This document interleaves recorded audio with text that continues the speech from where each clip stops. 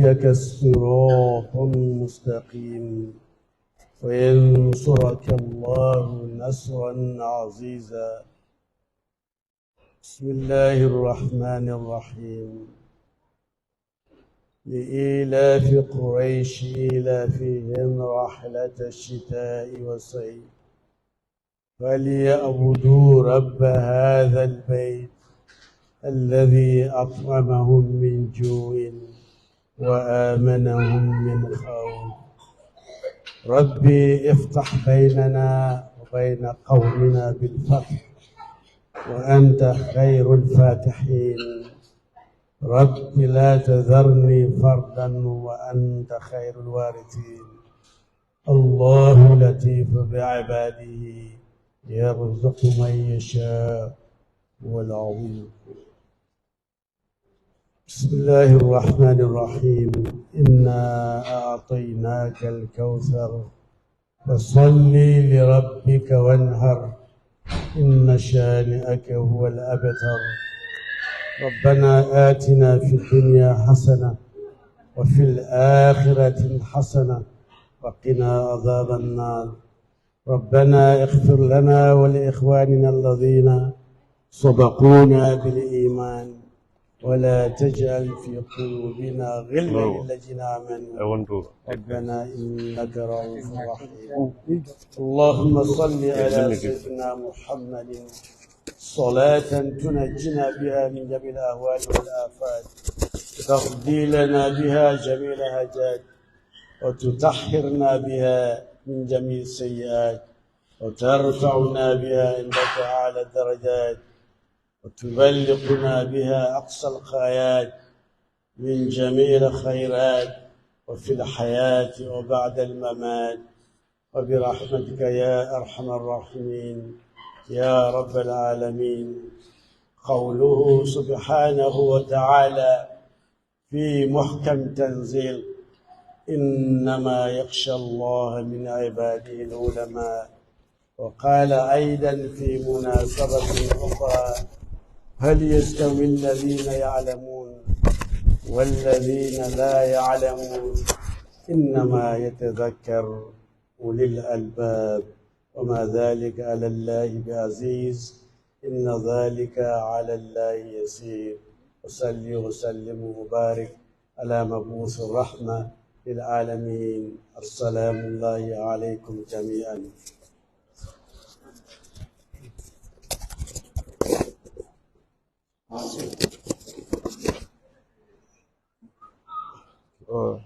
Thank you very much indeed. Barakallahu fi ya Imam. May all the prayers be accepted. If we also have a Christian among our midst, this was supposed to be prepared for a pastor. If you have any Christian, please lead us in prayer in the Christian ways. If you have any Christian to lead us in prayers, we can have you on board, please. All right, if we don't have a volunteer on that, then the way is already cleared. This is, of course, the second book launch being authored by Fatoumatta Bayo. It is my husband's people. Today we are found here at Kanifing at the Law Faculty, University of the Gambia Hall, and we are here to witness an event that is being, of course, sheltered by people who are going to serve as guest speakers here. Before we venture into the program in earnest, let me try to help you with the program guide so that when we go ahead, you will know which event is ahead and which one will follow suit. But obviously, the events that are here are not going to be administered in that same way, because we have some guest speakers who are still on the way, and they are also pressed where they are going to, and we will implore on the guest speakers who are here to also accord them those people who have emergencies to, take care of. Then they will serve as speakers on that particular way. Yes, after the prayers, of course, we have the speaker, one of the guest speakers who should be here, should be Mr. Malik Jones. At 2 o'clock exactly, we bumped into each other. He's already here, or he was already here before the actual time. Thank you very much, Mr. Malik Jones, for honoring our invitation. And then his topic of deliberation is the importance of education. We also have another guest who will be here, of course, Dr. Umar Bari, or Dr. Cherno Umar Bari. Of course, Cherno Umar is a literary critic, and his area of specialization here today, or his topic to deliver on, will be on how to correct literary works. Yeah, of course we understand that when critics critique works, they don't look at the faults. But it is necessary also to have works, literary works, in perfect order. So it is important that Dr. Cherno Bari deliver on that particular topic. We also have some guest speakers who will deliver on different things. Obviously, we have Mr. Osman Kagu, who is also a guest speaker here, who is a veteran man. Of course, I will tell you more about him when his time to speak arises. You will realize that Mr. Osman Kagu, of course, a veteran speaker and educationist, of course, for that matter, will be taking the realities of tradition of Gambian marriages or Gambian marriage. So the traditional Gambian marriage, what are the realities in marriages? Of course, marriage would be a theme in my husband's people that the book reviewer will reveal to you, not the master of ceremony for my part today. We have another guest. Of course, the book reviewer is next, Mr. Momodi C, the author of the Scorpion. Of course, a colleague, former colleague at the University of the Gambia, when he was identified and he realizes that there is a coincidence in our meeting here, that I will serve as the master of ceremony. He told me if I had known that you are going to be the master of ceremony, I would not have sent my biography. Then he's right, actually.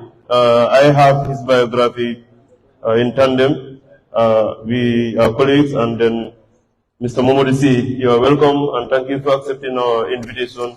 And we hope that Momodi C will give us synopsis, or in fact, detailed analysis of the text that he has. Thank you very much indeed. And next on the guest that we have here is Mr. Imam Basalim Drame, who has just led us in prayers. The guests, ladies and gentlemen, distinguished guests, associates, ladies and gentlemen, good afternoon to you all. And now we are going into the program in details. We also have to commend the organizing committee there who have prepared the ground, even though it was difficult because we came here and there was an event that occurred here earlier. It seized our time in organization, and then we apologize for the fact that the event did not kickstart at 2 o'clock. We had wanted it to start at 2 o'clock or 2:15. But unfortunately, based on factors that are beyond our control, even though Uncle Malik Jones has been here earlier and then has realized it is the case, but we had wanted to avoid it. We still apologize and then thank you for your patience. And yes, we also have certain people who are here. Obviously, they are from very far away, and we appreciate their coming here. My colleagues at the University of the Gambia, School of Education, any other faculty that is found here, we welcome you to this particular program. And then, without much ado or without wasting much time, we will have to invite a poet here to at least open the event with a poetry performance. We have many poets here, of course. If we have the impeccable poet, he could come and lead us in one of his poems. Of course, the poem is going to be Get a Deserving Mentor. Mentorship is important in writing and in any other trails that you take up. And as a result of that, we have Ghetto, or the magical, impeccable poet rather, to lead us on that particular poem. We even have the magical poet here. So we have many, many other poets that I am going to disclose. Do we have the impeccable poet here? If we don't have the impeccable poet, then we have the perpetual poet. Do we have the perpetual poet here? If we don't have the poets around, then do we have the risen poets? here. We just want a poetry performance to be done here, then we're going into the program. Do we have our camera also to administer a poem? Justice for a girl child. There is no our camera here. So the poets are not available. Oh, there is our camera. Okay, she will be the first poet to perform here today. And her area is justice to the girl child. Our camera is a renowned poet or a budding poet. Whatever the case may be.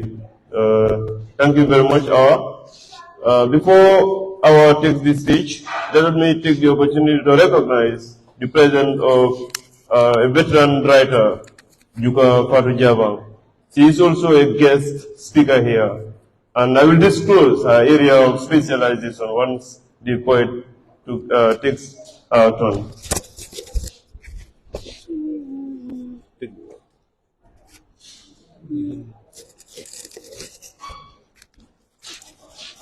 Good day to you all. My name is Awa Kamara. I'm a young author, poet, writer, and an activist. And I'm here to recite a piece entitled Justice for the Innocent Girl Child. And here it goes. Afonye bang. Medendele jumale ko matumomi kanya pesunkutu merengol kang haniti ya foto buka teje. Afonye bang. Majikala jumale tumomi ntele yindim balo memma memfalo wakake kana ngomar safaka na fikanya pinka. Afonye bang. Malala jumale tumomi melke fanyi nyamfela takan domon. Afanye bang. Majikala jumala tumomi luwa kanya pinkang ngala koyam fan. It touches my heart when the ideas and sentiments of women are underrated. When the law becomes a clock that can be won by anyone and everyone. When rapists roam free in greed like these guys, monsters, dealing with trusted police officers. But hey, Mr. Man, excuse me please, think about our future. For you are a disgrace to humanity. So long as you continue to torment women, they still stand to become the pillars of every nation. So if you can help her, then do not destroy her. For if you can cherish her, then do not split her souls into pieces, for which she might feel difficult to pick, bit by bit, one by one. Fix, rebuild broken pieces of love. Spread it to the core. Abstain from being a piano of violence. No war. See, live to love. Love and live. Then live lavish. Thank you.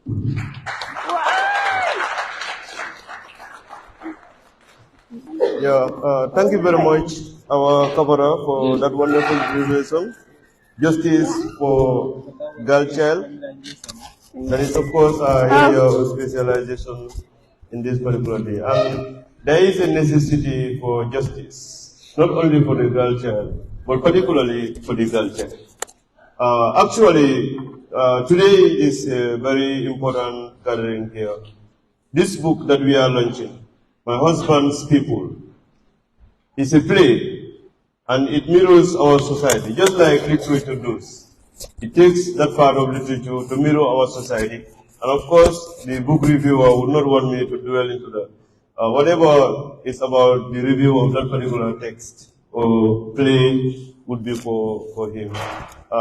Before we go ahead, I have to recognize the effort made by the author, Fatoumatta Bayo. You could all give her a round of applause for having this particular text.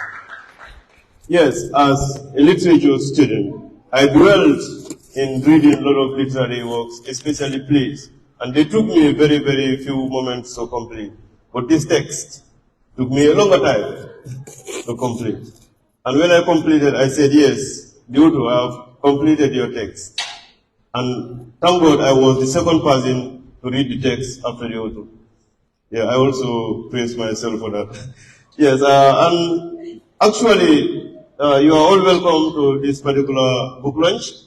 And without wasting my time, hence we have already lost enough, we are going to dwell into the deliberation of these particular topics. Of course, I am also my boss, Madam Juka Fatoumatta. She is the one who is supposed to talk about the Of course, her topic is about Gambian literature, role of females in Gambian literature. She is a female writer and author, of course, a sincere author, known worldwide.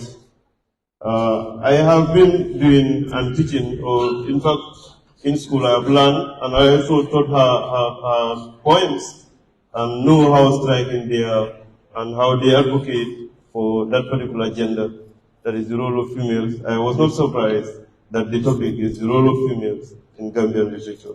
But before she comes, actually, I will tell you a little bit about her.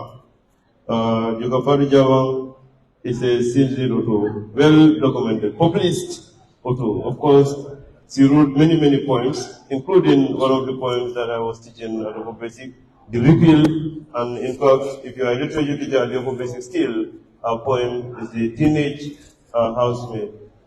That is a particular poem that strikes, and also if you understand Marxism, you will see how the young girl is being oppressed, suppressed, and depressed. Yes. Madam Jabang, of course, has a lot of experience in terms of writing, and she wrote many texts, including the being a co-author, of course, of the anthology, The Repeal.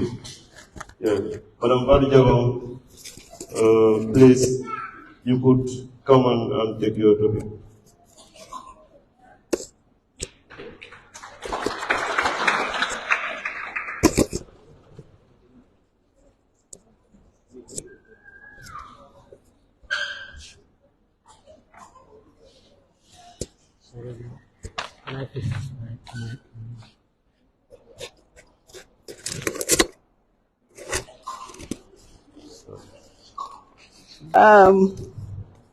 Mr. MC,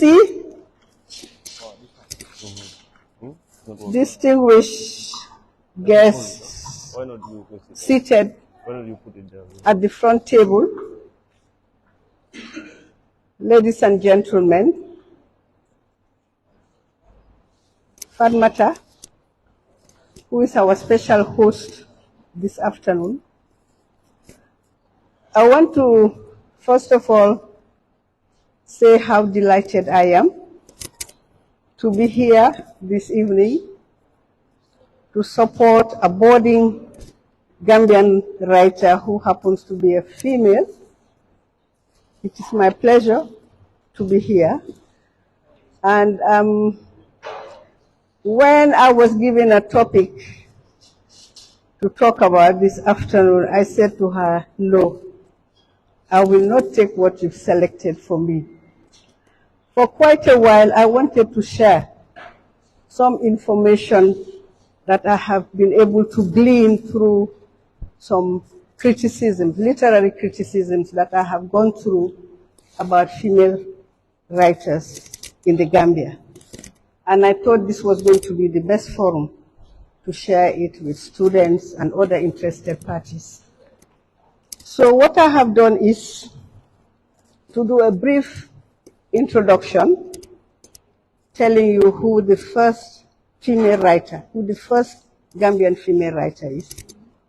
And then I move on to the next step, which talks about who the subsequent female writers were. And then I'm going to draw a conclusion from what these female writers talk about. And that will be the focus of this presentation, which is their role so far. So those are the three things that I will be talking about. I'll give a brief historical background. As we all know, women, as far as our memory can go, have been generally underprivileged and deprived as far as their fundamental social and legal rights are concerned when compared with their male counterparts.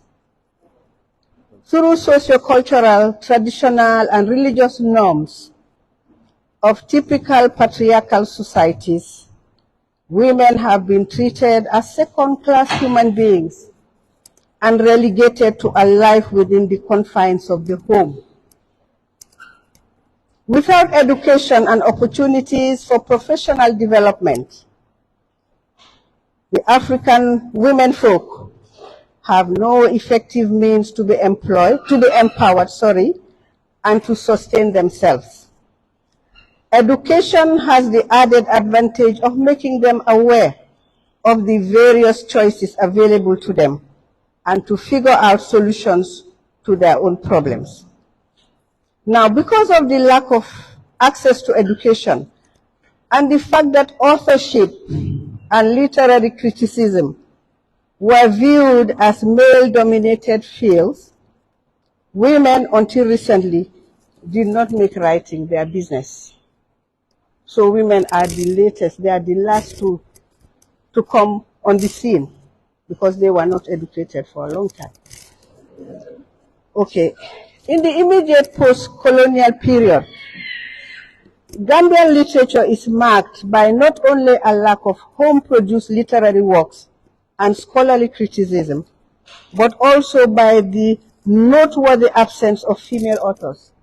That is what I have just said. They were not writing, therefore they were not on the scene. The pioneers of Gambian literature of this era, that is the post-colonial period, comprise William Compton, Dr. Lenry Peters, Gabriel Roberts, Swaibu Konate, Hasum Sise Sr., Ibu Diba, and Augusta Jawara. The only female in the first generation of indigenous Gambian writers. The second wave of Gambian writers that emerged in the 80s and 90s included Nana Gray Johnson, Tijan M. Sala, and Baba Sila. It is significant to note that male pioneers of Gambian literature failed to include gender consciousness in their literary expressions. These male writers generally depicted strong and resolute male characters as protagonists and heroes, while submissive female characters would be made wives, mothers, grandmothers, or lovers. Our lovers, as in the case of, what's his name now? Gray Johnson. You understand? So those are the characters, those were the sort of roles that we were given, that the male writers were given to female characters in their works. This approach to the portrayal of central characters during this period simply presents a clear reflection of the real image and status of women in the Gambian society. So what those writers were portraying was really what we have on the ground. Women cannot be anything else but wives, mothers, grandmothers, sisters, etc. And that was what was being portrayed among these male writers. In recent times, however, women in the Gambia, like those in other parts of Africa, have attempted in a congenial way to fight this prejudice by writing. Through female authorship, feminist issues are exposed to society so that open-minded people would support women in this struggle and eventually galvanize social change in their favor. The contribution of Gambian women writers to the feminist discourse has not only enriched Gambian literature, it has also changed the dynamics of the social interaction between the sexes in multiple ways. The first female Gambian author in the history of Gambian literary canon is Phyllis Wheatley. Wheatley was a Gambian female slave who wrote and published her collection of poems in the United States in 1786. It is important to note that the first literary book written by a female after Phyllis Wheatley emerged in 1968. So you see the space gap between 1786 and 1968. It is a drama called Rebellion by Augusta Jawara, published in 1968.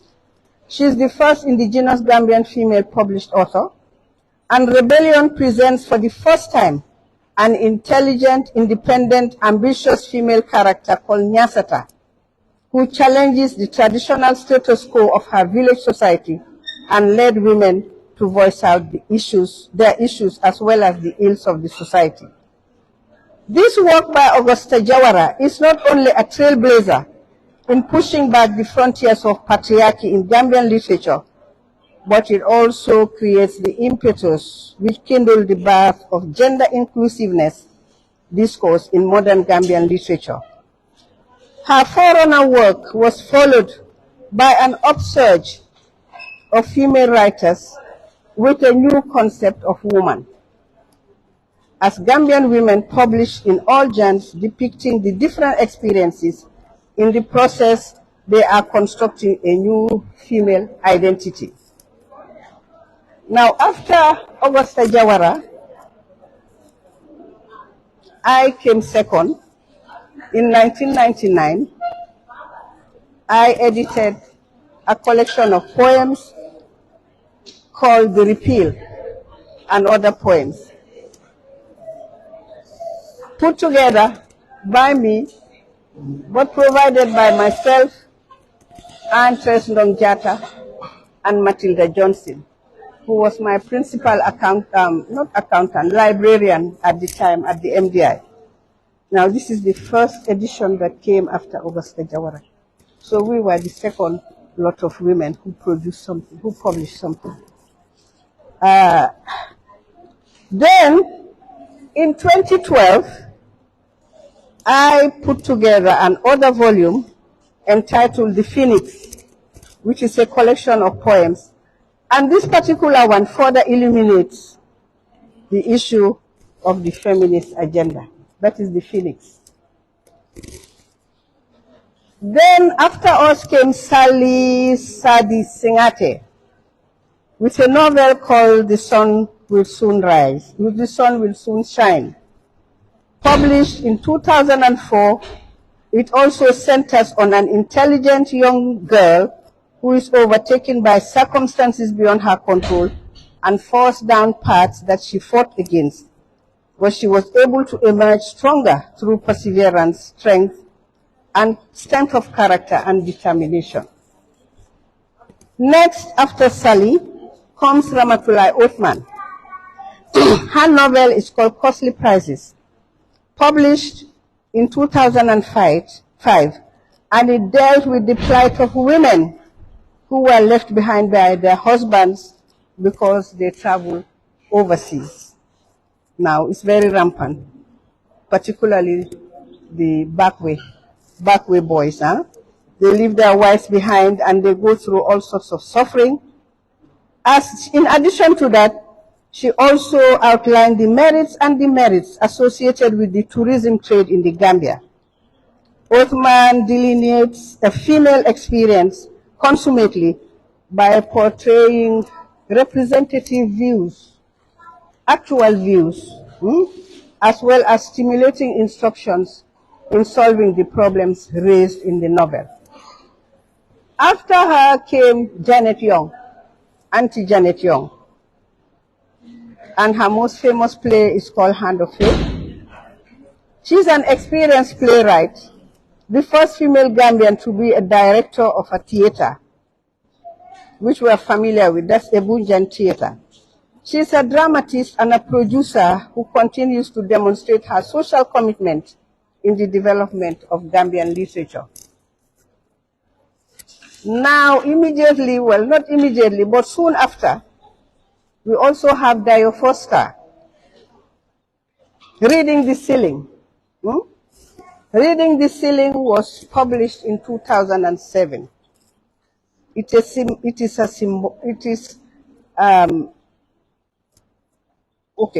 is symbolic that Foster chooses a female protagonist to lead her feminist writing and elevate Gambian literature. The character Ayodele is representative of the female inspirational figure. She's an intelligent, charismatic, educated, and highly opinionated young woman. Ayodele does not succumb to the stereotypical type of the Gambian woman, earlier portrayed by male writers. She is liberated enough to decide her sexual partners without worrying about the societal prejudices. It is centered on the notion of emancipation of women from societal bondage. Now, these, in my mind, constitute the pioneer female writers, starting from Augusta Jawara, right down to this list that I've provided, who have lit or who light the torch for the first time on the female strength and clout. For the first time, I don't know whether you are following my arguments. For the first time, we are seeing female writers, joining the fold. And instead of making men heroes and great champions, they started creating female characters who can also be heroes, heroines, and champions. So these are the first, they're the forerunners who did that, starting with Augusta and then right down to reading the Ceiling and Janet Young's Hand of Faith. Now, what have they done? They have initiated a swing in the literary narrative towards gender awareness and have contributed in the elevation of women in Gambian society.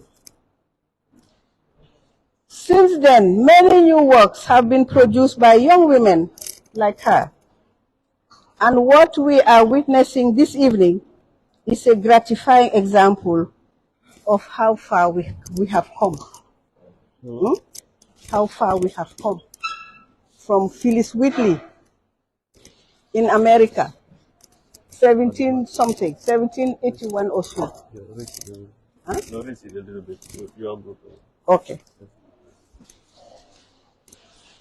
Now, my conclusion is as follows.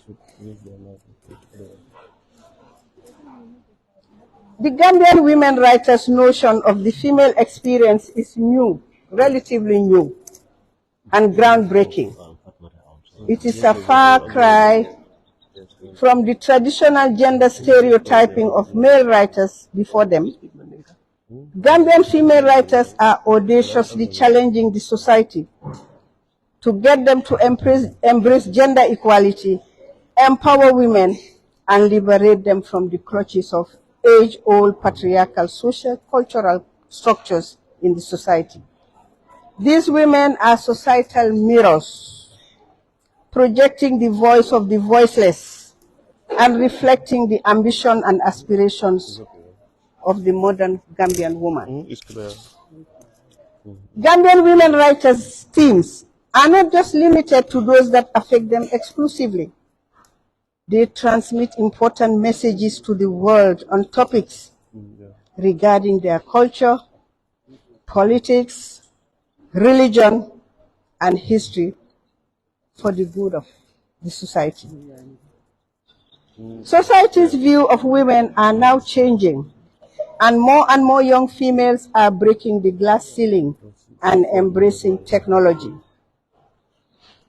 We expect to see huge surges in exposing critical sociocultural and political issues from women at home and at the global level. Let me conclude by emphasizing the urgent need for us to start serious scholarly criticisms and reviews of the current and future books written by female writers. This will broaden our understanding of the author's works and help us interpret and explore their value, the value of the works. Literary criticism will not only enrich our appreciation of their works, but it will also assist us in marking the work's position in our cultural history. I want to thank you all for your attention But before then, let me congratulate Fatoumatta again and to say I'm very happy to be here. And I wish you all the best.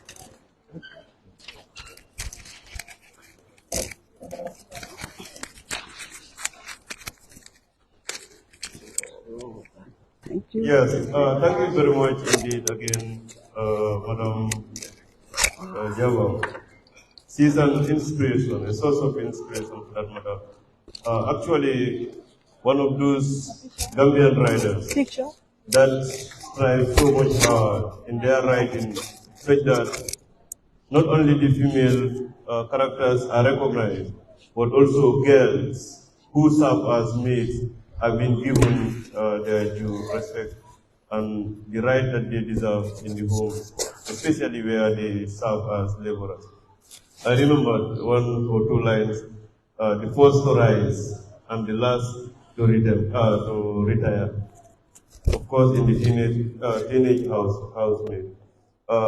I deliberately did not read her biography to details such that when she speaks, you will see that she was reading her own biography, especially when she mentioned the repeal which was published in 1999.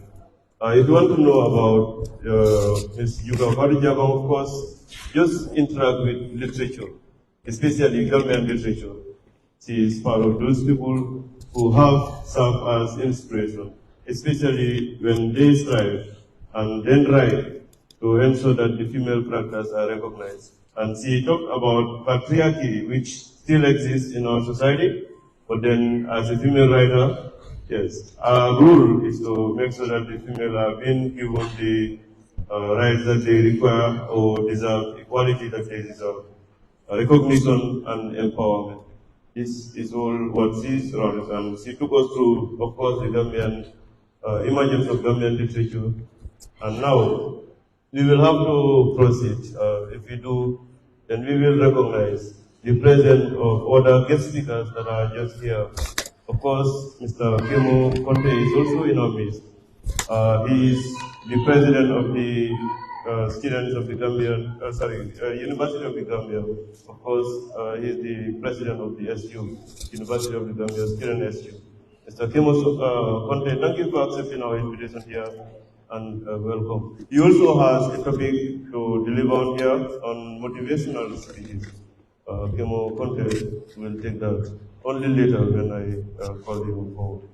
Yeah, but for now, we have to recognize, of course, the family members of Madam Bayo.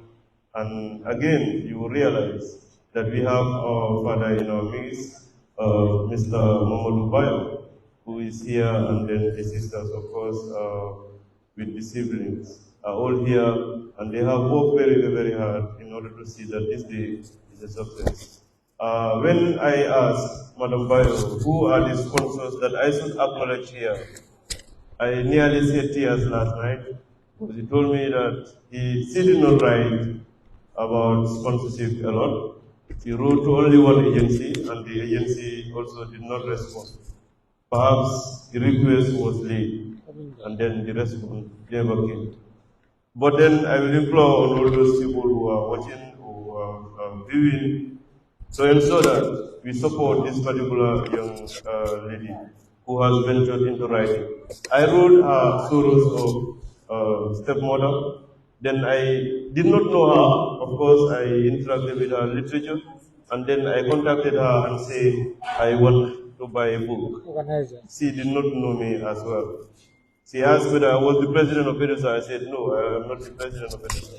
But I am only a clerk, so the Legislative Council in EDUSA. Yes, but today, when we unveil this particular text, you will see that from the first writing or from the first text to the second, our literary prowess has increased to a higher level. And I thank Mr. Madam Yuka Farijabang for acknowledging that and then trying to encourage her. We encourage you to keep it up, and then we will continue to support that path. Absolutely, the next speaker that we have here would be our uncle, Mr. Malik Jones. Obviously, I will not do justice if I fail to read part of his biography. He did not also write much because whenever you watch GRTS or any other activity that Mr. Jones is active on, you will know that definitely this figure or father figure of this country, or somebody who has played always, who has been playing a part in Gambian literature, not only that, in communication and other advocacies, to see that this nation progresses. When he came here earlier, he obviously realized that the Gambians are always short in time.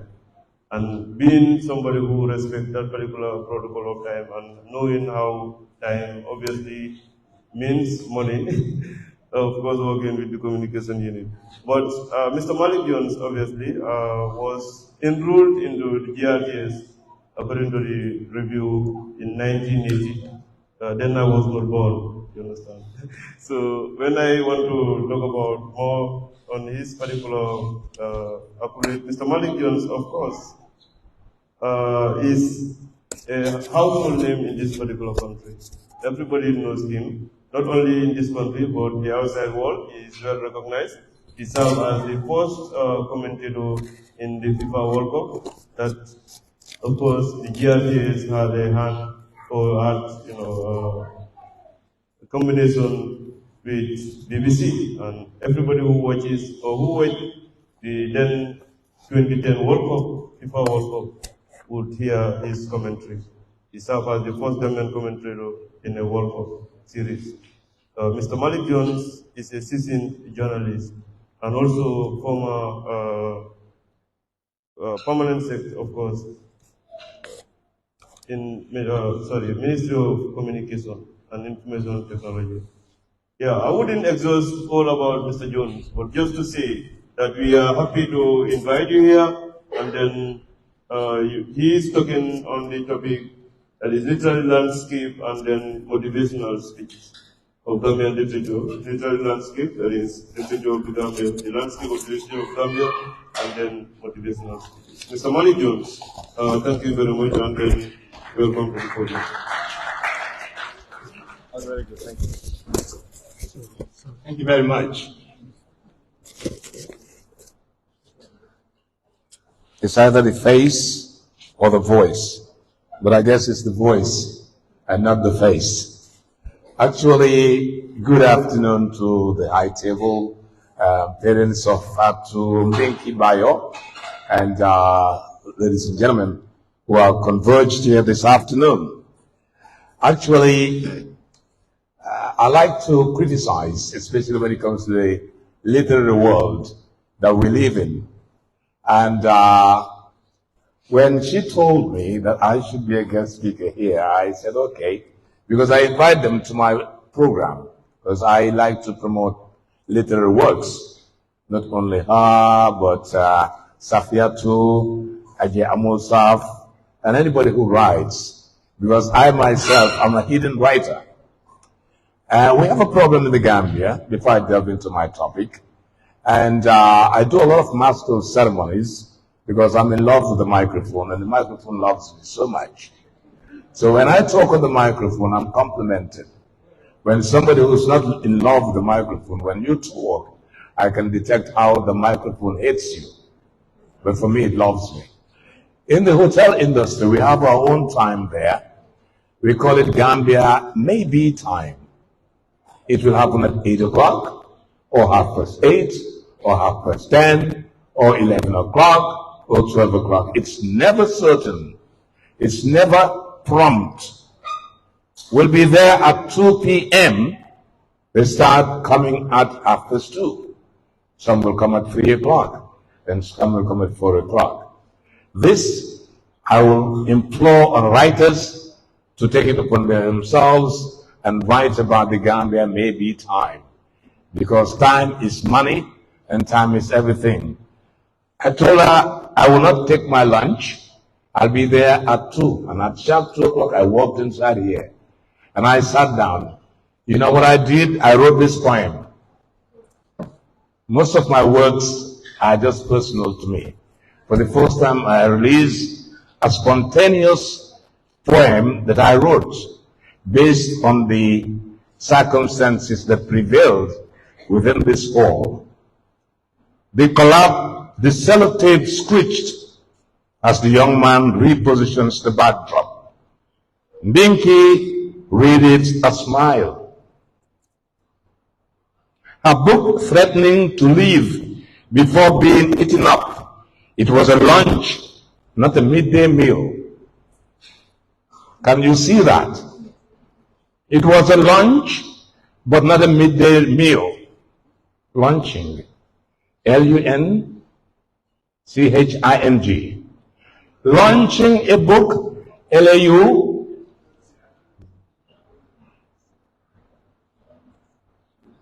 As the author of the backdrop aroused my critical judgment, the one who wrote that backdrop aroused my critical judgment. The pink balloons remain my silent witness. The balloons are silent. They see the mistake. Book launching.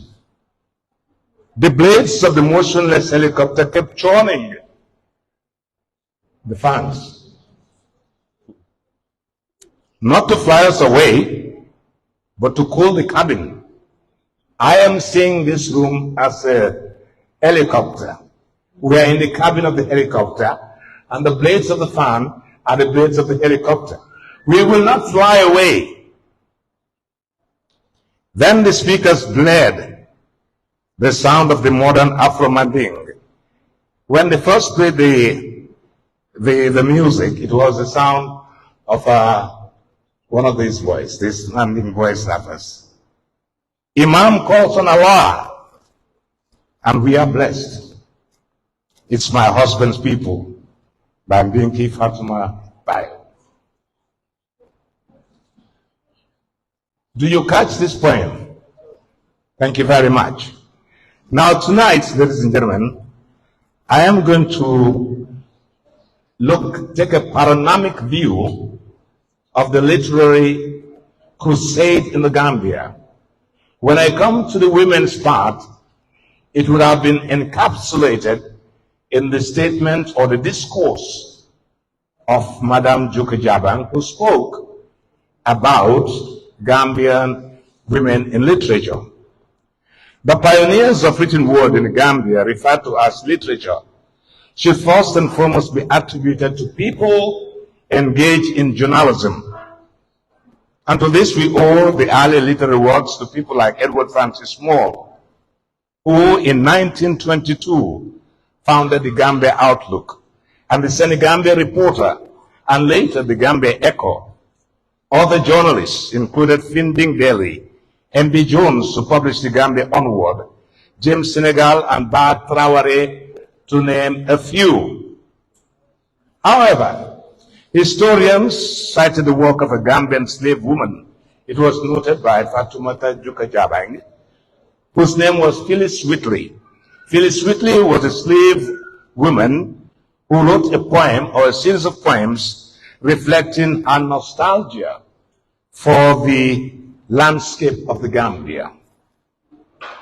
Gambian literature, ladies and gentlemen, consists of the oral and written literary tradition of the people of the Gambia. Oral literature, including traditional griots and various forms of literary ritual poetry, has historically been predominant type of cultural transmission in line with wider Senegambia. We all have what we call rites of passage, be it Wolof, be it Fula, be it Mandinka. It's what we call circumcision. When the males go through circumcision, there is a lot of oral literature that takes place within there. In the Wolof, they have what we call normally the lil. In that lil, you will hear some oral literature which have given rise to music today and to some of our artists. For example, in most of the Mbalaki here, there's a portion in the Mbala that has what we call a tassel. Baigay is one of them, of Senegal. Okay? But also, in the Lil, you'll hear in the Wolof, they'll say, Taguna Mbaranjai, Tagatuba Mbaranjai, Siga Jerima Far. Are you with me? These are all literal words. This is oral literature. Another one I will say, Nute Pang Kunabudwai Joko Yifam. You understand what that means?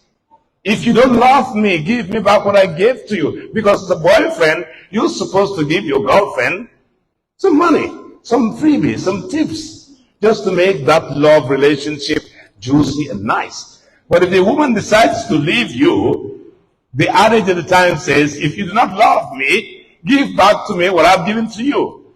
So these are all words that have gone into the oral literature of the Senegambia region.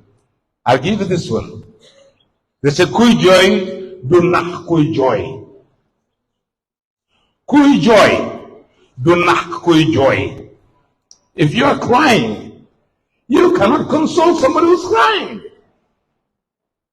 So these were oral works that were used by the griots when education was a rarity in our areas. We move on. The production of the English language literature in the Gambia has been very limited when compared to other English-speaking West African countries. Well, this is premised on the fact that, unlike other English-speaking countries, the Gambia was fraught with the absence of high institutes of learning, such as colleges and universities. Most early writers, as we'll come to realize, studied abroad, especially in the United Kingdom, Ghana, or Sierra Leone. The Farabe College University was founded on the day we had independence. Can you imagine? 18 February. Well, not the same year, by the way, 1827. And it was the first to be built in sub-Saharan Africa and was one of the key centers of learning that produced many Gambian with degrees. Lack of sufficient number of readers, which is still prevalent. The Gambia continues to study, let me use the word, we continue to be people who do not like to read. Take for example, normally, when you open a newspaper, what most Gambians do, they just read the headlines. They do not read the story in detail. They just flip through the pages. And you know what that has done? We have a problem when it comes to talking in public. As he said, Nimko Wahe, M. In this, our work, for us as broadcasters and masters of ceremony, reading is part of our life. Because we do not want to go there and stand out in the public and start searching for words. The words that we read that we do not know, we find their meanings and put them in our computerized system in our brain, so we do not hesitate to use a word. We will never be short of words. But many people, even at the top of academia, even at the very top of our civil service, people are clamoring for words. This is something I have witnessed over many a time. Even on television, as he said, what do you say? Not what he said, but what are you saying? So this is our tendency. And you will not be able to express yourself. This is not our language. It's a language that we learn when we go to school, up to tertiary education, up to when we get our PhDs. If it were Wolof, we would all speak it better than anybody else. If it was Pular, we'll do it. The same thing if we were Mandinka. But this is a language of the colonists that was imposed upon us. And if you want to speak in that language, for Christ's sake, you have to read that language, understand the language, memorize the words, and be able to use them adequately and at the right places. Now we all have a problem. Let us move on and see We said lack of sufficient number of readers with sufficient purchasing power, as well as publishing houses and literary critics in the Gambia, have impeded the development of Gambian literature. Meaning, how many people buy these kids their books? How many people walk into a bookstore and buy a book? Isn't it limited? How many people write on our newspapers and look at the work of somebody and do a critique on that book? Just like I came and I did a critique, notwithstanding, nothing wrong with that. If I was doing that backdrop, book launching, My Husband's People by Fatoumatta Bayo. The moment you walk in there, it's out there. The book launching of Fatoumatta Bayo, My Husband's People, in quotes.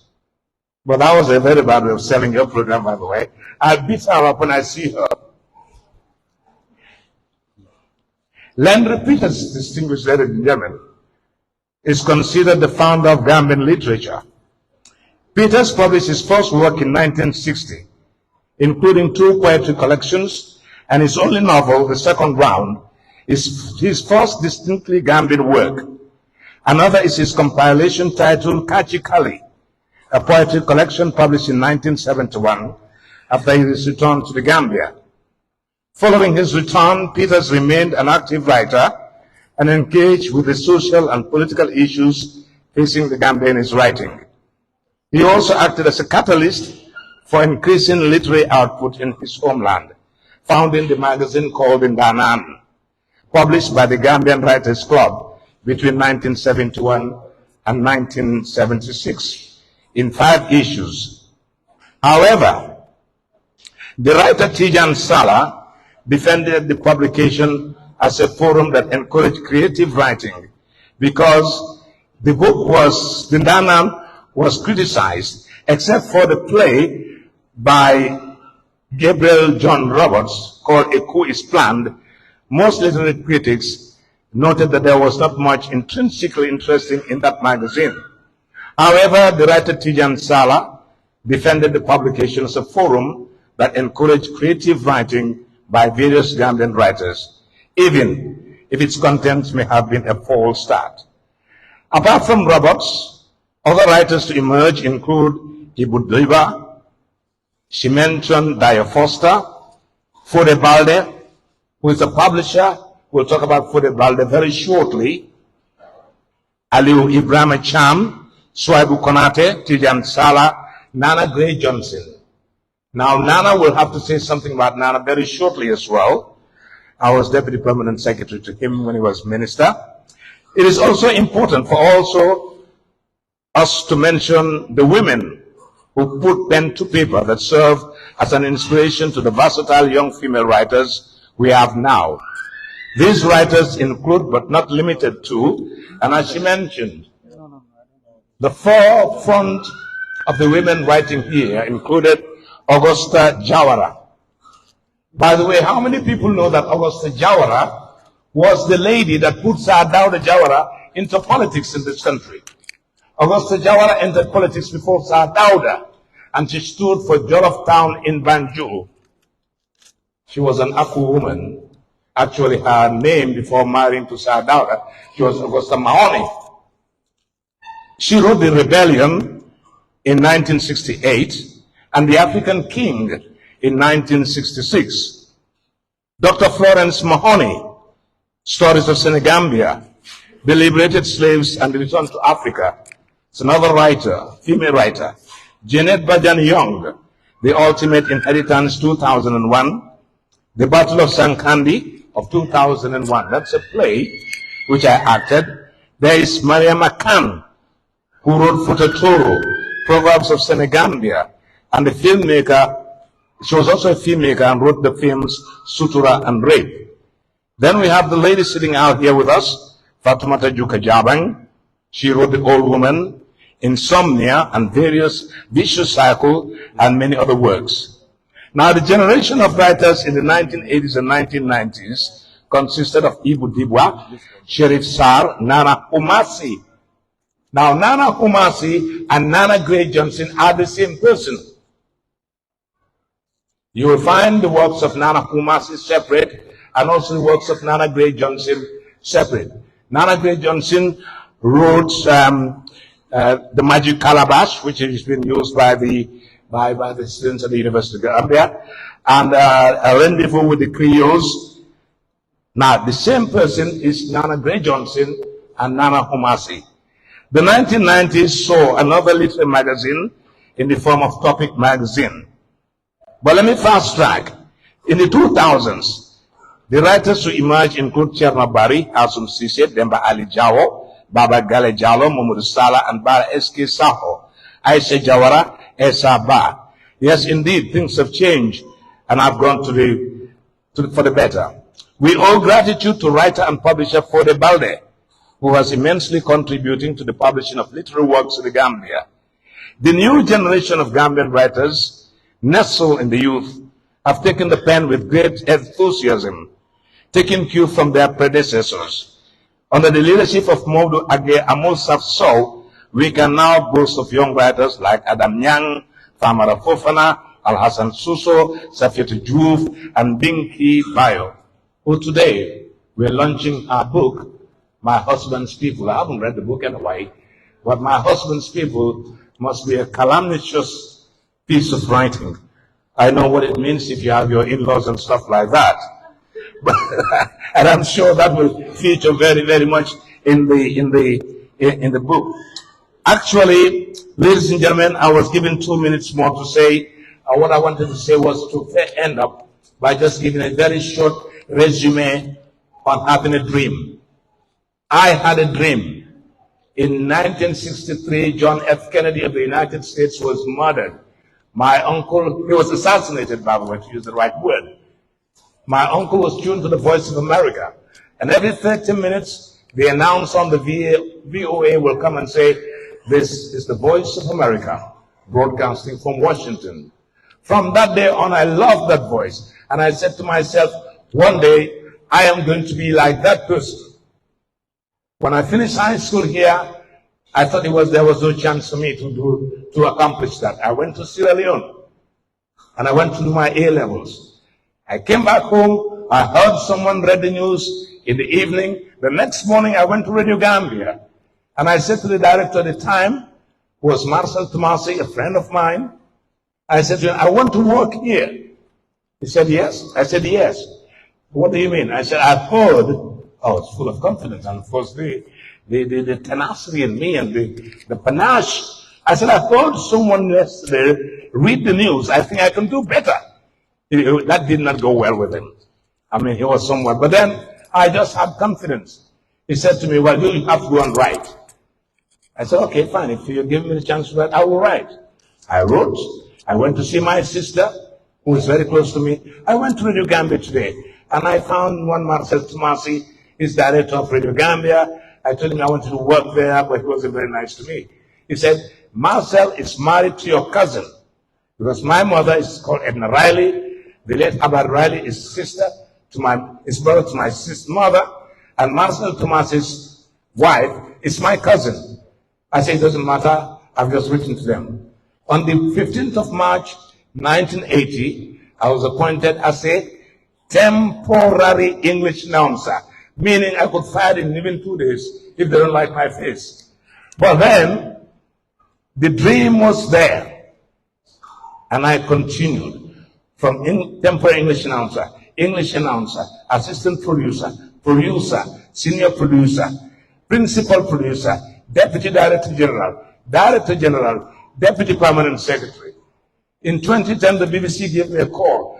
Come to South Africa and commentate. Quarterfinals, Germany against Argentina. I've never seen Messi in my life.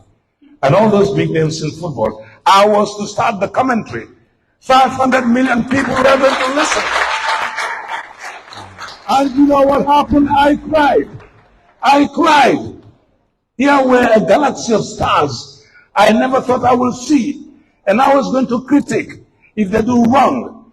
If they play the ball badly, I was going to say they did that. When I cried, this white man next to me said to me, "What's wrong, Mr. Jones?" I said, you don't know where I come from. You don't know where I come from. My country is a small country. And today, I'm going to do this. He said, don't worry. You know what you have, Mr. Jones? We English people, we are nasal when we talk. But you're guttural. You talk from your chest and from your deep from your voice. Alhamdulillah. Last year by this time, I was also in Qatar, my second World Cup. And this year, I'm here as your guest speaker. Congratulations. Next week, Saturday, we will review this day on my talk show. You're welcome. Thank you very much, ladies and gentlemen. Mr. Anderson, shall I take your part now? Thank you for listening. Yeah. Thank you very much indeed, Mr. Malik Jones. Indeed, it is just because of the time factor, but the lecture on that particular topic can never be exhausted as literary students and then readers, wooden writers, and of course some seasoned writers here. We never want to end being reminded and being informed how the literary landscape began in the country, the stage it is now, and what should be done.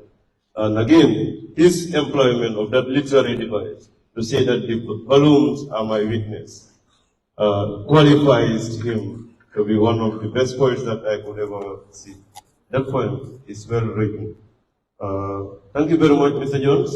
We wouldn't want to go back to all that he has said, but we have realized how much he has placed himself as a staunch literary critic by trying to IMAC some things that could be better, because that is the work of literary critics. That is always to better the literary work.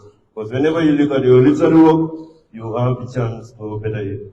And this is the case in which we stand as literary people, and my husband's people has a book to be launched today, which is going to stand the test of time past in the literary world. And once it is launched, it is going to enter the hands of literary critics. And then the author has the challenge to better it every day, every now and then. Yes, thank you very much for that deliberation, Mr. Malik Jones, and it is an honor to have you here, and thank you for accepting the invitation. When we move ahead, we're going to go back to the poets. I realize, I'm told that some of the poets are here, of course. We want to hear the poetry performance, but before that, we need to recognize the presence of some of the guests who are here. I'm not sure I have the name of them.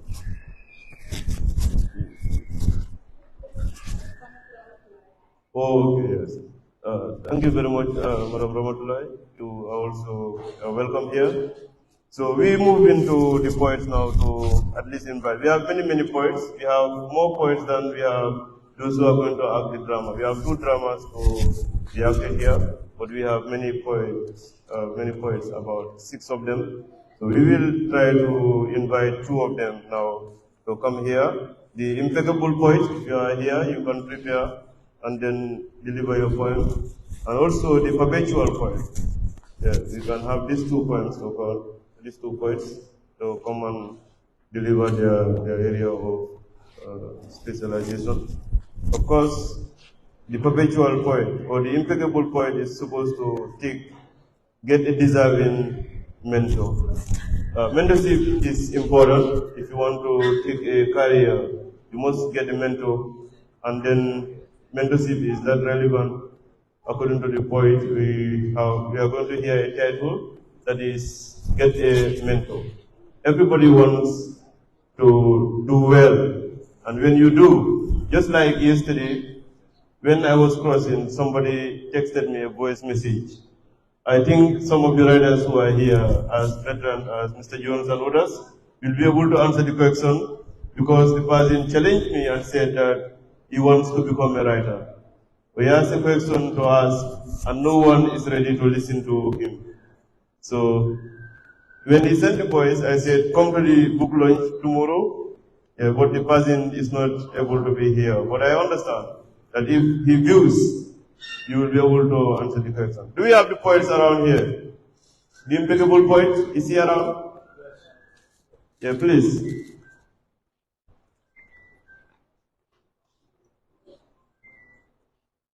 Yeah, the great thinkers also may prepare their drama group to be able to have the platform later.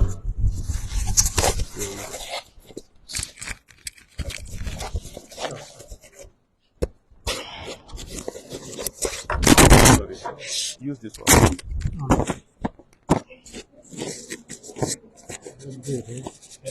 Thank you.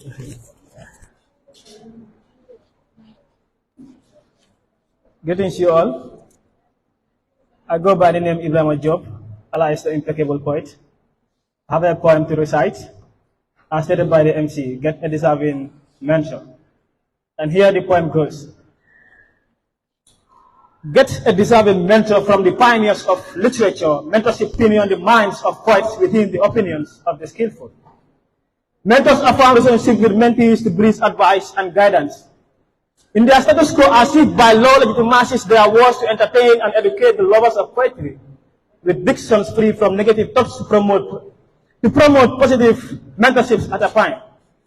They neither harassment nor exploitation has a room to be sought, but equal representation is taught to foster a unified poetry court, identified by the likes of the impeccable poet who is an active analyzer in the field of personal growth. He is a good listener and a good questioner. Moo tax ma woo ma ne ma kenn ma tetay la jox la ndigal ndax nga njukkal sa royuwal. Parce que every juvenile poet wants to make poetry as if sent by someone, and no one wants to be a mentee to express feelings filled with dealings of societal feelings. That is weakening our souls and lightening our strengths in debilitation. So we feed with wisdom by mentors of productivity, for fame becomes the slogan, ego becomes the logo, and ignorance becomes the gigo that calls the lovers of poetry cakes amongst the poetry Shakespeare's. Woto nkana diamo siende kabun diamo siata. When poetry was at stake, things were not going right, then get a mentor. Kafin tetala siata woto nga diamo siende nkane silani baring ngefete ko tete kendol that are intellectually aroused with humility to get the silver spoon on the silver plate for mentees to learn, to grow, and to be mentors of young aspirant poets that are ascribed with great enthusiasm, like subscribers of intellectualism, to write and recite poems like Champion Champs Kenogay in a day of intellectualism, to promote competitive poetry within poets of value, to salute our skills, and feel the blessings of the Lord, that we are the voice of the people. So let us unite, get mentors, and promote poetry to the world. I thank you all.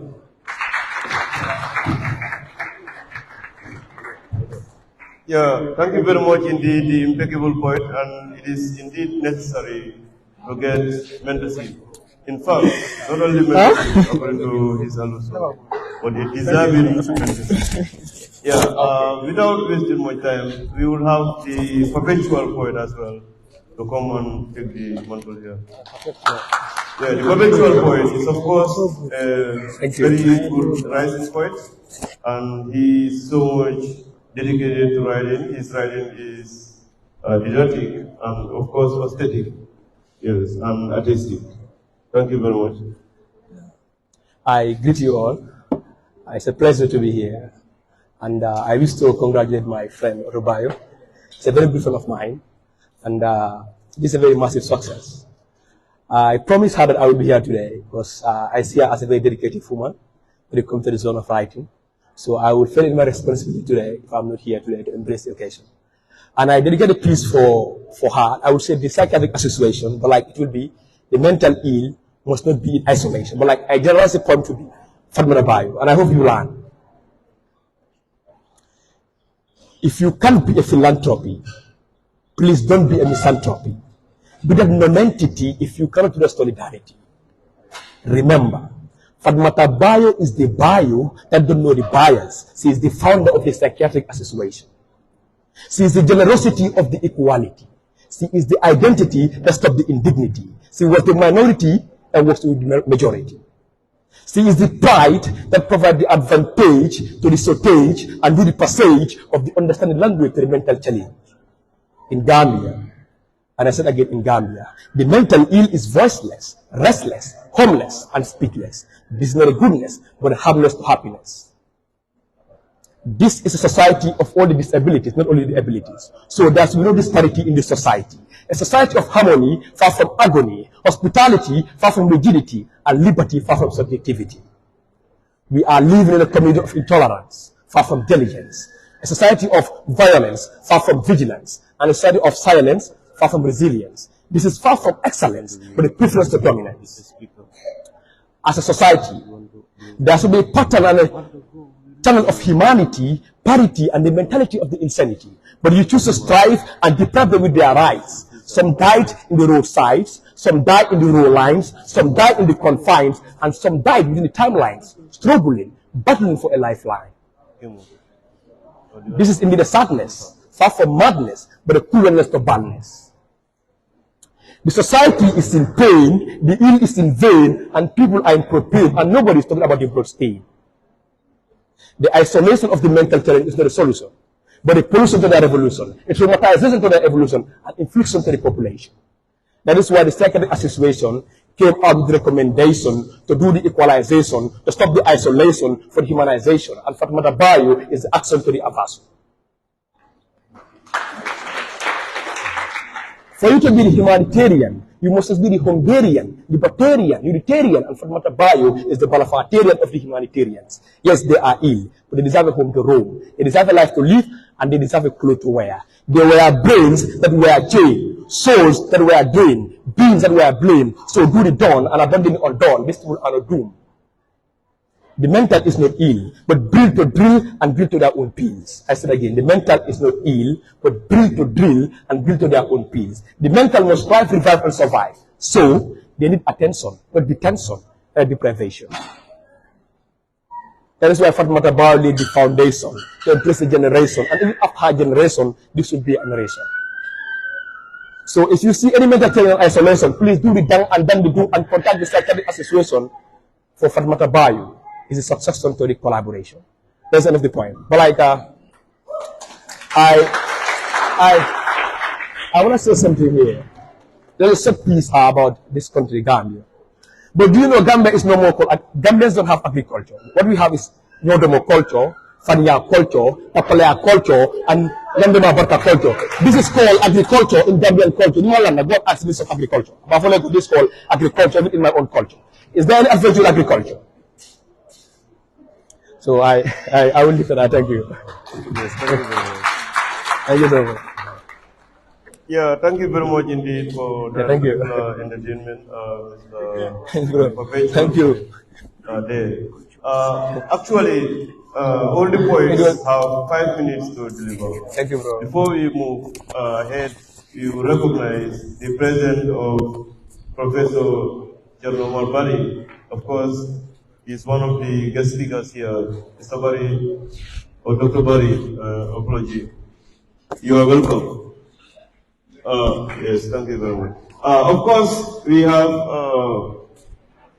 to go ahead, fast ahead, because we have already lost time.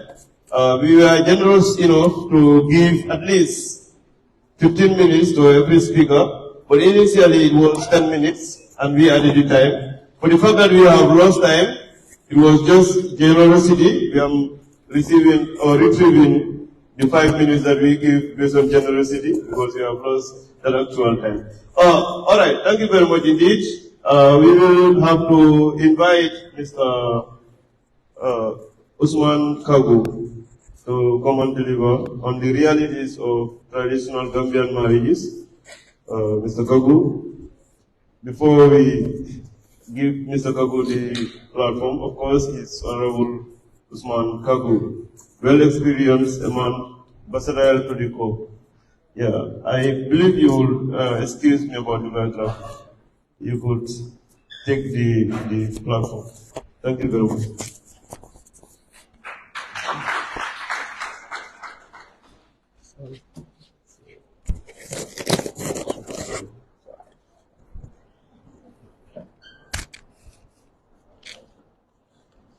إن الحمد لله نحمده ونستعينه ونستهديه نعوذ بالله من شرور أنفسنا ومن سيئات أعمالنا من يهده الله فهو المهتدي ومن يضلل فلا هادي له أشهد أن لا إله إلا الله وحده لا شريك له وأشهد أن محمدا عبده ورسوله be jamo commencé la ka na ululal konto mel be jam ka tambi ntol fon la alfala alay mel ke sababoti bi benta jam Muhammad Bayo ndel ka ko mandi ba hamme anala dimbayal wollen sindi jam bi ulula ulula kayne dua pour ding ay sewandi ay tambila alhamdulillah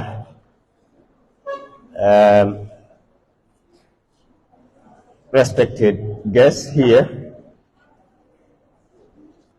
Professor Barry, the Vice Chancellor of ROU, the Imam Ratib here, the book reviewer, our mother, Madam Ramatulai, our uncle and father Figo, Mr. Mike Jones, the MC of this great occasion, and of course, one of the most important person is Fatoumatta Bayo, who is the author of this great book to be launched, My Husband's People.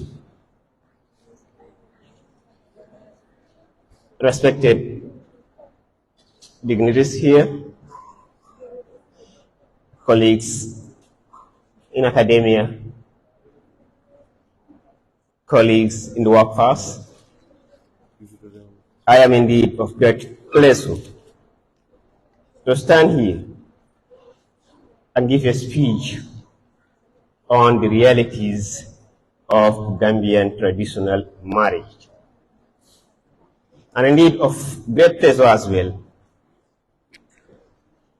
as one of the mentors of Fatoumatta Bayo, whose father hailed me so much and also trust me that he always refer his children to me for guidance.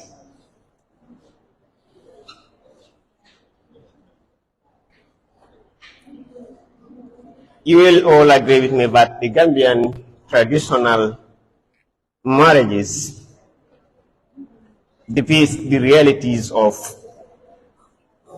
beautiful and unique complementary of unionism, of compassionate, of love, of support, and indeed cooperation for common good.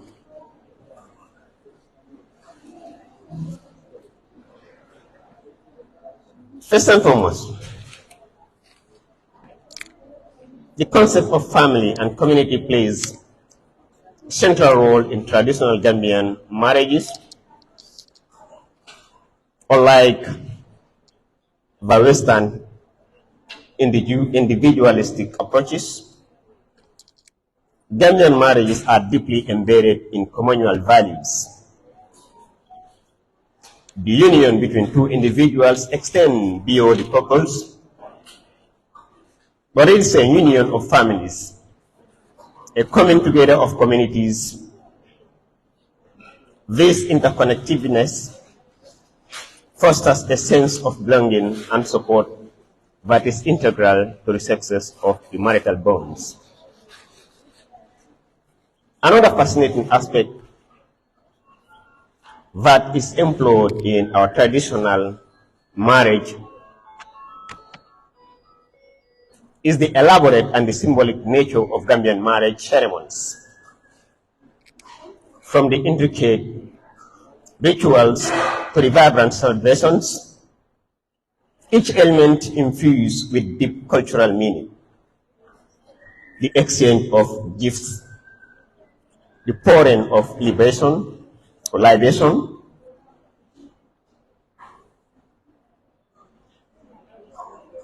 and the love that is shown between the families of the couples.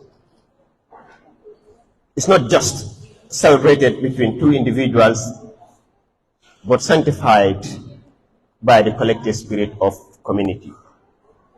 However, it is crucial to acknowledge that, like in any tradition, Gambian marriages are not immune to change. I know as we go through the book to be launched, it will be seen vividly that cultural heritage and adapting to evolving needs of the contemporary society are indeed essential. As the world progresses, so do the dynamics of relationships, and the Gambian marriages are not exempted from this. Going through the book briefly, the author skillfully touched on critical elements that ruin marriages, that kills the spirits of progress, and indeed that bring hatred between couples who should be best friends. In recap, the book My Husband's People will indeed serve as a valuable window into the realities of traditional Gambian marriage. It will invite readers to appreciate the beauty of cultural diversity, the strength of communal bonds, but also to critically look at some complexities, some challenges that couples face. Before concluding, I won't do justice if I once again do not commend Fatoumatta Bayo for coming up with such a brilliant work. Congratulations, and we wish you the best as you continue to evolve in this community of literacy. Thank you very much.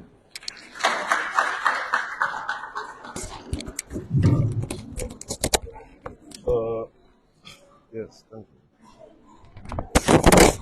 Thank you very much indeed, Mr. Usman Kagu. Of course, he's a veteran educationist and well acclimated. Absolutely, he's right. When you read My Husband's People, marriage stands out a theme that is fundamental and also that is being seen in the plot throughout until the end, from the beginning. There are 10 episodes, of course. From episode 1 to episode 10, you will see how marriage serves as a theme that controls the plot of the play. So thank you very much indeed, and how it is also a reality of our own people, characters trying to intertwine in obviously controlling how marriages occur or how they end or they progress. And people who are definitely characters in the play are those people who occupy the societal land or the place in the society.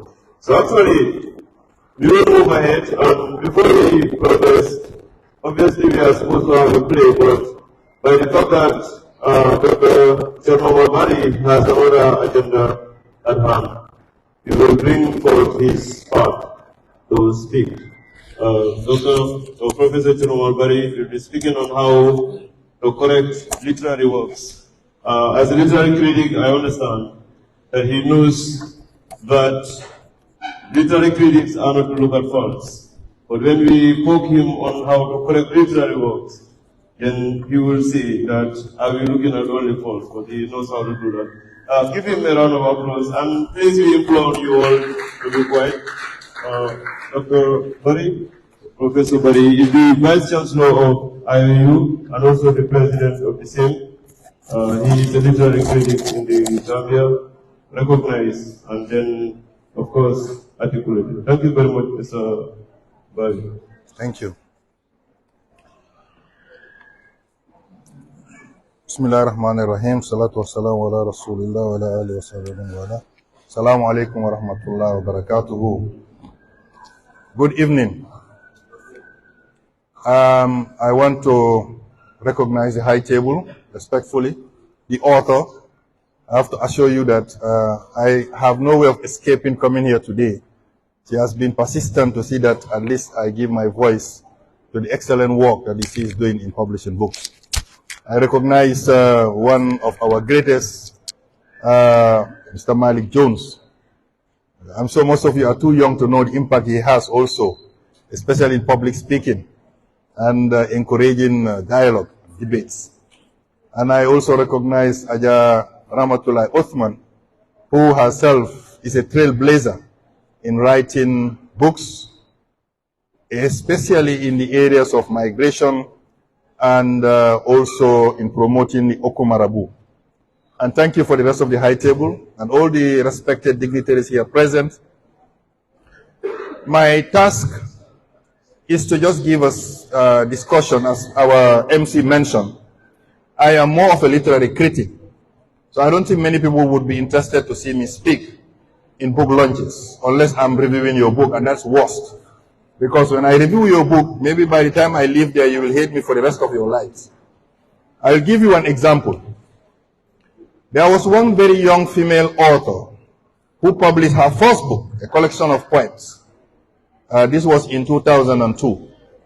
And she told me, she invited me to come and to be part of the panel. So we sat down, promoted the book and published it. But then I went to do a review of the book. I realized there were a lot of discrepancies in how she wrote her book. So I decided to publish it because I was publishing articles on in the Daily Observer at the time, every week, and reviewing books of Gambian authors. Because I realized Gambians don't know Gambian writers. So I was publishing these articles, and then she wanted me to publish her work. But I told her categorically that, look, I am going to take it from a critical perspective. He said, fine, go ahead. So I did. I looked at what is good. I commended her for it. I looked at where she should improve, and I mentioned it. And then I published it. And she was very angry with me. She wanted me to just comment her and not write anything that is a shortcoming in her writing. But I told her, listen, writing is not easy. Writing is not easy. It's one of the most difficult tasks in any language. And this is why if you go to learn a language, for those who are English teachers, they will tell you there are 4 components of a language. There is a listening component. There is a speaking component. There is the reading component. And there is the writing component. And if you look at those components, you can break them into 2 for all of those. If you take listening and reading, the effort is minimal. The understanding is faster. Why? Because you are not making any efforts to produce. What you are doing is to try to comprehend. So when you listen, you are trying to understand. When you read, you are trying to understand. So what you are doing is using the little linguistic baggage you have to understand. So that is a little effort. You don't need much effort there. You can take your time. But then when you are now speaking, and when you are now reading, you are now into what we call the expression component. And speaking means you must have some little linguistic baggage to be able to speak. Otherwise, you cannot speak the language. You might be hearing and understanding, but when you are asked to speak, you cannot. You start bubbling. But the most difficult is when you are writing. Because speaking and writing also are not the same. Where speaking is orality, writing is expression. It's a written expression. And a written expression needs not only some linguistic baggage, but even among that linguistic baggage, there is some grammatical components you need to know. There is some lexical things you need to know, a host of things. You need to master the art of writing. And this is where many Gambians have a problem. And not Gambians alone, I mean, a lot of people in the world. Because it's the most difficult component of expressing in a language. How many of you can write? How many of you are Mandinkas? Raise your hand. Mandinkas. Oh, only 2. Raise your hands, don't be shy. How many of you Mandinkas can write in Mandinka? Raise your hand. Oh, isn't it embarrassing that you are a Mandinka, born a Mandinka, so-called speaking Mandinka all your life, and you're going to write in Mandinka? Your excuse is, yes, because I didn't read Mandinka in school. That is not an excuse. Because we are writing Mandinka using English alphabets. We are writing Mandinka using Arabic alphabets, which is called Ajami. So it's no excuse. What about the Wolofs? Raise your hand. Wolofs. How many of you can write in Wolof? Okay. You see, it's difficult to test you. I'm wondering whether you are right. But what am I driving at? We always have to commend the person who writes. Because you see, writing is a way of capturing things into posterity. To make it last longer. To make it remain there forever.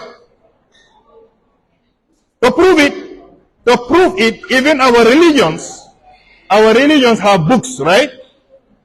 In our religions, all of our religions. Whether you are Jewish, you are Christian, you are Muslim, you have books to make reference to.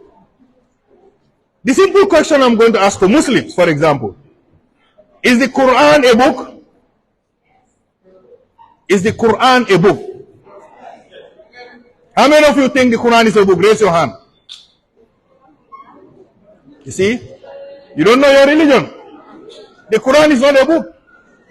During the whole time that the Prophet was alive, the Quran was never written into a book. Do you know that? Do you know that? Do you know that during the time of the Prophet, until he died, he never saw the Quran in a book? Do you know that? No, you don't. No, you don't. That's why you say the Quran is a book. Because the Prophet has never been asked to write the book.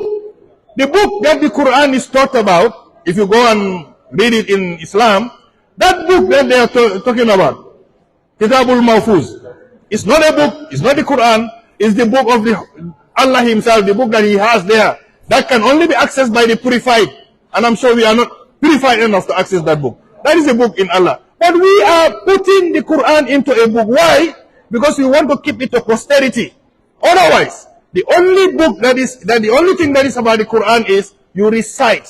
It's only about reciting. It's about memorizing. That is what the Quran is about.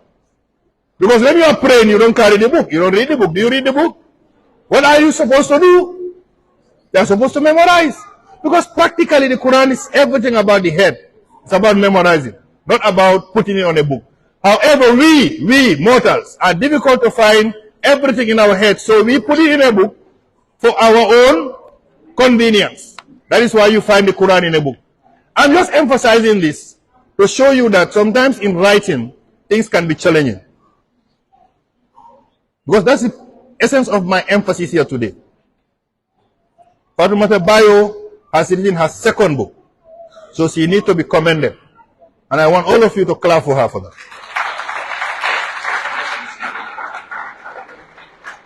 How many of you have written one book and published it? Raise your hand. How many of you have published one book? Raise your hand. Only one person in the whole hall. So Fatoumatta Bayo is better than all of you. At least she will live for 100 years to come. They will still remember her books. But they will remember you when you die, after 10 years. I am trying to say that she has done an exceptional job in writing. But let me tell you about writing. When we write about us. We write about our societies. We explain about our problems. So that is why sometimes writers are not always very famous. They are not always liked by people. Sometimes they are even misunderstood. I'll give you a few examples. Usman Semben in 1968 wrote Wehi Chosan. Wehi Chosan. Wehi Chosan. It's entitled in Wolof. I'm going to shock you a little bit because you know we are talking about writing, so for you to understand. In Wehi Chosan, Usman Semben decided to write about an imam who impregnated his daughter in a village. And the brother of the daughter, that is the son of the imam, had to kill the imam because of that. So he was writing about incest. And everybody was shocked. They told Usman Sembène, please don't publish this book. Please, for heaven's sake. You have very respectable imams around. Even if they are doing bad things, don't talk about it. But he said, what about the girl? Why can't we talk about the girl? Let's forget the imam. So the girl should suffer, and because the girl has to run from the village with the child and go to the city. What about the girl's life? It's destroyed. And nobody should talk about it. So Sembène Usman published the book, but put that story in Lomanda. Lomanda is one of his most famous books. They even produced it into a movie in 1968 called Mandabi. You can find it on YouTube.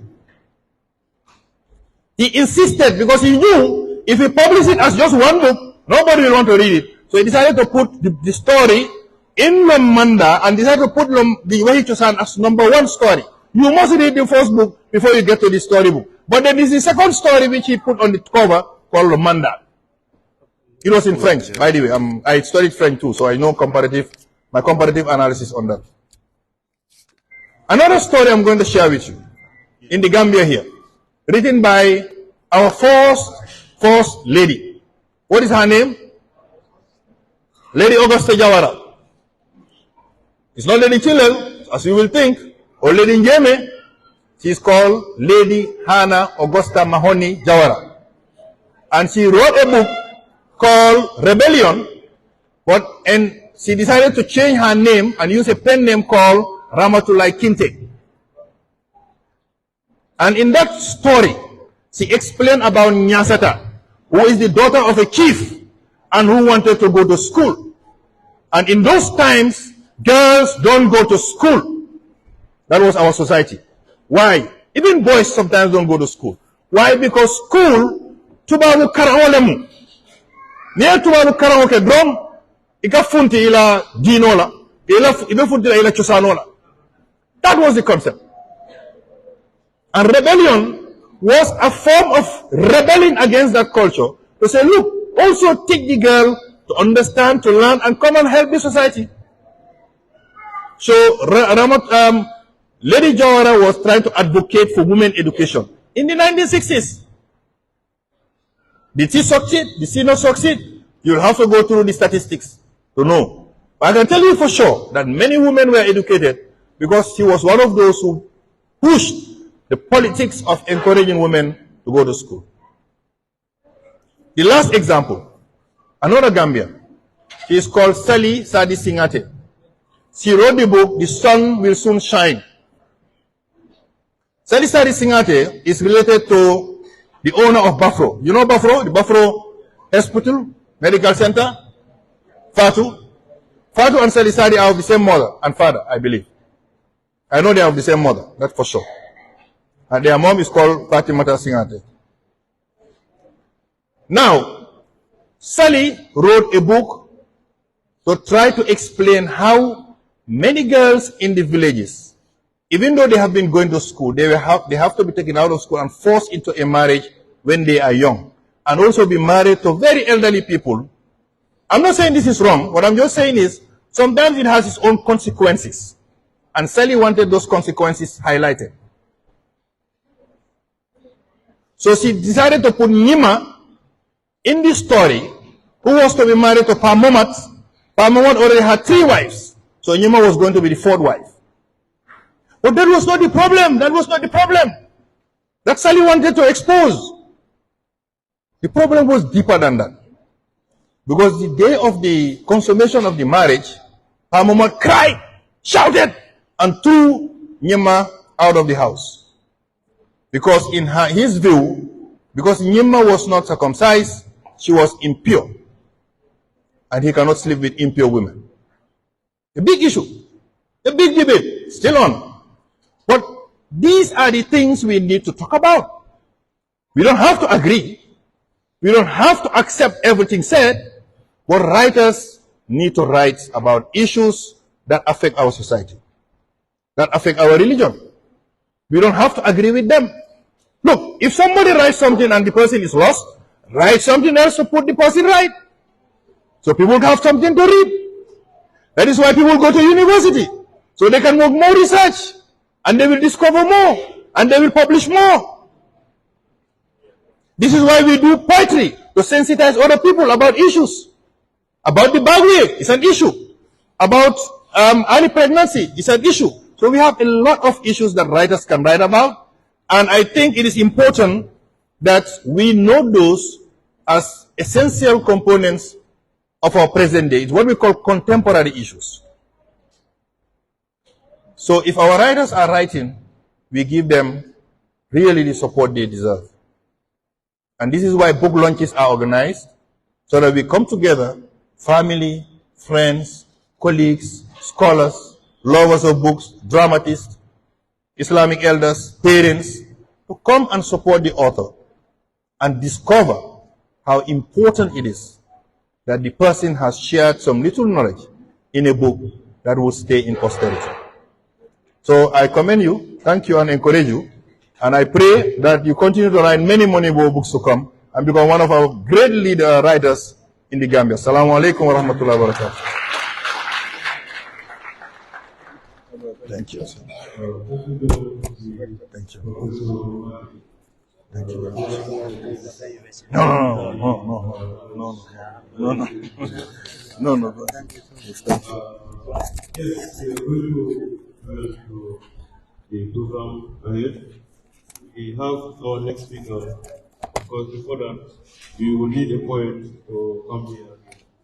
Otherwise, the poets will not perform all of them. Wonderful viewers, we'll stop here for now. We are against time. This is Fine TV Gambia, your only viewpoint. As you can see today, we are here to witness the book launch of Madam Fatoumatta Bayo. The title of the book is My Husband's People. That is launched at MDI here. So please stay connected. This is Fine TV Gambia, your only viewpoint. We will stop here today. Maybe till we come your way next time. Thank you so much for watching. Kundakinde is not also around. Oh, Kundakinde is here. Yeah, we will hear this particular point and we will take 10 minutes break perhaps for the prayers.